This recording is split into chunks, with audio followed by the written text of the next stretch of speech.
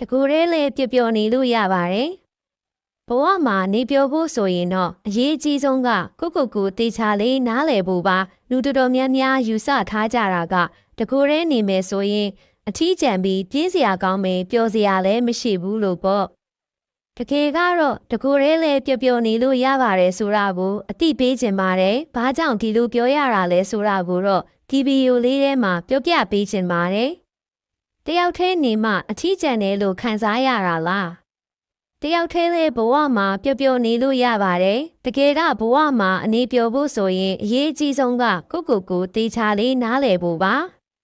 တခါတလေမှာဘေးနားမှာချစ်သူလက်တွဲပေါ်ရရှိပေမဲ့လည်းအထီးကျန်နေကြသူတွေအများကြီးပါဒါကြောင့်တကူရဲနေမှအထီးကျန်တာစိတ်ပင်ပန်းတာမဟုတ်ပါဘူးစိတ်တဘောထားမတိုက်ဆိုင်တဲ့သူတွေနဲ့အတူနေရတာဝါသနာမပါတာကိုလုပ်ရတာတွေကလည်းအထီးကျန်တာကိုဖြစ်စေနိုင်ပါတယ်တကယ်ကတော့အထီးကျန်တယ်ဆိုတာကတကူရဲအချိန်တွေကိုဖြုံးနေရတာကိုဆိုလိုတာမဟုတ်ပါဘူးအနည်းဝန်းကျင်ကအရာတွေအပေါ်မှာစိတ်ဝင်စားမှုမရှိတော့ခြင်းကပဲအထီးကျန်မှုကိုဖြစ်စေနိုင်တာပါတခါတလေမှာတယောက်တည်းနေတာကလည်းပျော်ရွှင်မှုကိုခံစားရစေနိုင်ပါတယ်ဒါပေမဲ့တခုရှိတာကတယောက်တည်းနေရချိန်မှာအကောင်းမြင်တတ်ဖို့တော့လိုပါမယ်တယောက်တည်းကိုသုံးသက်တတ်ဖို့လည်းလိုပါမယ်ဒီလိုလှုပ်ဆောင်တာကအထီးကျန်မှုကင်းပြီးပျော်ရွှင်တဲ့ဘဝကိုဖန်တီးနိုင်မှာပါ